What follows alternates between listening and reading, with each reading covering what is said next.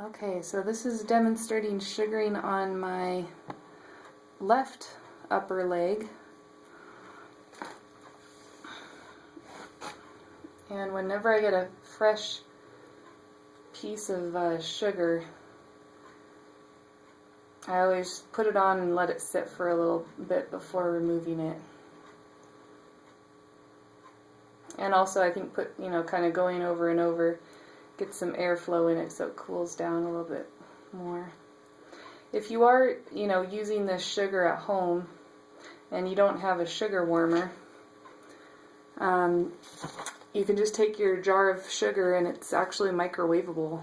So you can throw it in the microwave for usually about 30 seconds is good. Maybe 45 seconds if you want it to be more soft like this, if you're doing a leg. But if you're doing like a bikini line or something like that, you wouldn't want it quite as soft. And then just a thing to note, as you use less, as your jar moves down, like right now this is a pretty full jar of sugar, but as you get down to the bottom, obviously you might just need like 5 seconds, just because it's less sugar. And you will notice your sugar will hold heat for a long time. So once you have it heated, it stays soft for quite a long time. In fact, that's on the downside part. If you get it too hot, it takes a long time to cool off. So that's why I recommend just start out maybe 15-20 seconds, see how that feels. And of course as you work with it, it's going to get soft too.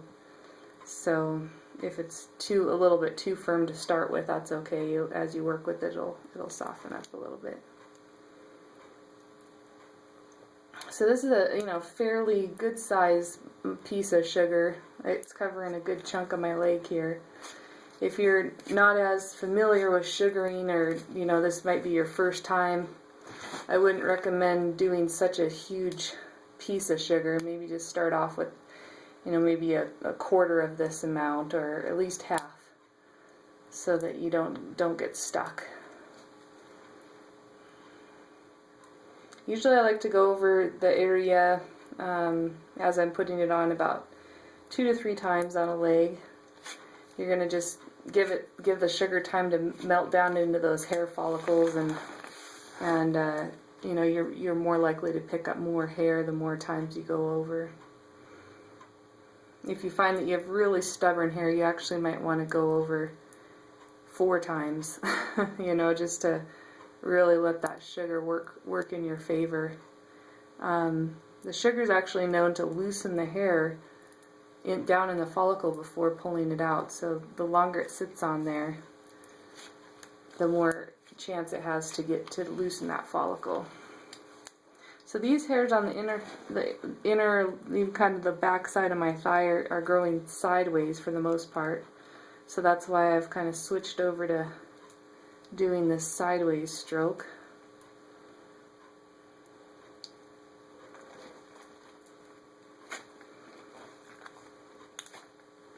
And on this side of my leg, I'm actually pinching the skin, holding it really tight. That's going to help the sugar grab more hair. It helps cut down on the pain or the sting on the skin, and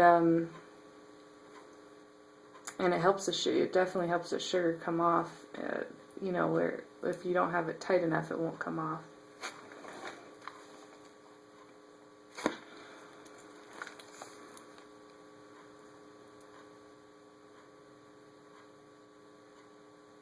If you're applying it and it's feeling like it's pulling the hairs, sometimes you can be putting it on and it just feels like, ow, that hurts, it's pulling those hairs.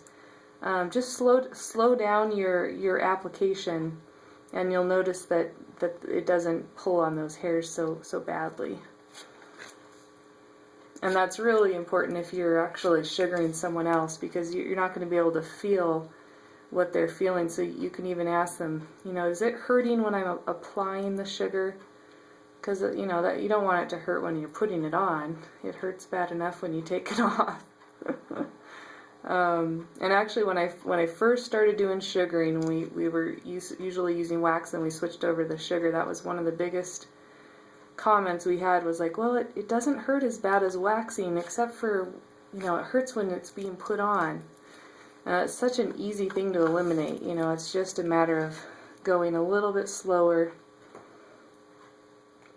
while you're putting it on. Also, if your sugar's warmed up a little bit more, that can have it go on a little bit smoother and less likely to pull those hairs.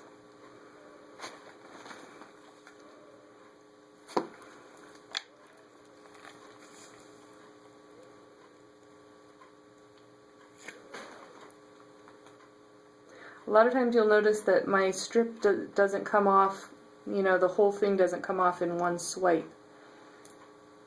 And I'll demonstrate on this one. You've been seeing me do it, but I just want to point it out. So here I go, I pull it off, and it doesn't quite come off all the way. So then you want to re-grip with your other hand, and then remold a little bit, put some pressure down, and then pull.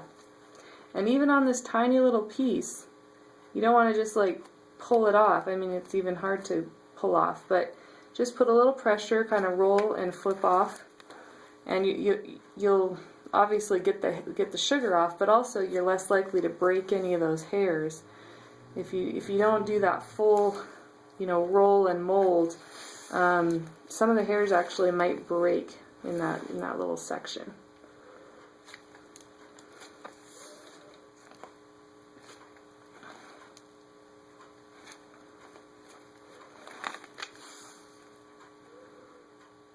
Okay, so I'm thinking it probably took about half an hour to do my full legs, and I got really long legs, so you know, it's a fairly quick process. Obviously longer, it does take longer than shaving, but it lasts so much longer.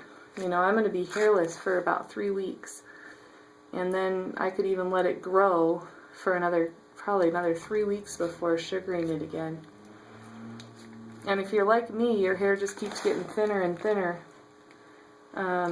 with every time you sugar. So, you know, that way I even have less of a worry. Even if it's kind of grown in a little bit, it doesn't look very grown in just because there's not a lot of hair there.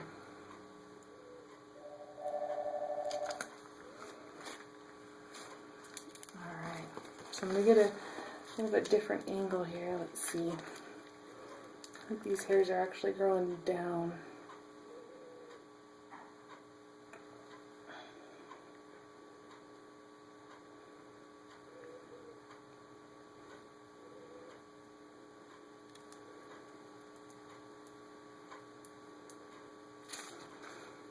So if you do sugar yourself, you got to be a little bit flexible. But I mean, I don't think of myself as being super flexible, and I can still get pretty much all the areas behind my legs, so it's not too difficult.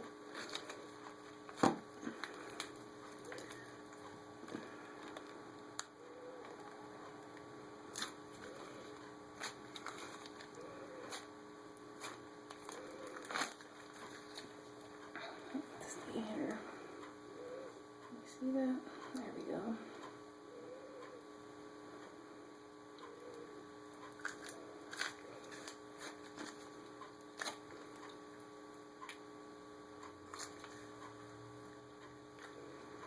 So this is going to be a little bit tricky spot. Make sure you're pulling that skin tight with your other hand. Oh, I lost you there. There we go.